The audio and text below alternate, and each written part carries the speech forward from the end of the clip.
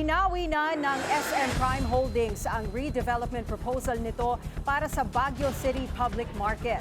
Pero ayon sa ilang manininda na tutol sa proyekto, hindi pa tapos ang laban.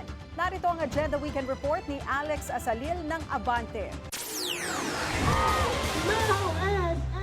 Matapos ang mahabang pakikipaglaban ng mga manininda, formal nang itinaalam ng SM Prime Holdings sa pamahalang lungsod ng Baguio ang pag-atras nito sa Baguio City Public Market Redevelopment Project. Sa isang liham nitong Disyembre, sinabi ng authorized representative ng SM Prime Holdings Incorporated na dahil daw sa kinakailangang isettle ng mga bagay ng Baguio City LGU at Baguio City Public Market sa proyekto, aatrasin na sa paghawak nito. Nanatili naman daw supporter ang SM Prime Holdings ng Baguio City at handa raw itong magpaabot ng tulong sakali kailanganin sila nito. Bago ang desisyon, ilang beses na nagpahayag ng pagtutol ang mga maninda at residente. Noong Nobyembre, nagsagawa sila ng walkout nila public market patungong Malcolm Square upang iparinig ang kanilang mga boses. No SM! Reject PPP! Unang ini-award ng pamahalang lungsod ng Baguio City ang nasabing proyekto sa SMPH noong 2020 nang magsimite ang developer ng unsolicited proposal para sa redevelopment. Kasama sa 5.4 billion proposal ng SMPH ang pagkatayo ng 7 palapag na building at parking lot na kaya mag-accommodate ng 1,000 sasakyan.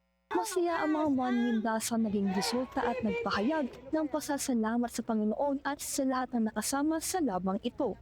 Una sa lahat, lahat kami po dito ay masaya at aming pinapasalamatan ang ating Panginoon na siyang tumulong sa atin at saka yung mga ibang, especially yung mga group ng students na porsige na tumulong sa amin at saka yung mga ibang opisyal na tumulong din sa amin. Maapila rin kami sa SM Prime Corporation. Nagpapasalamat kami sa hindi na niya tinuloy ito.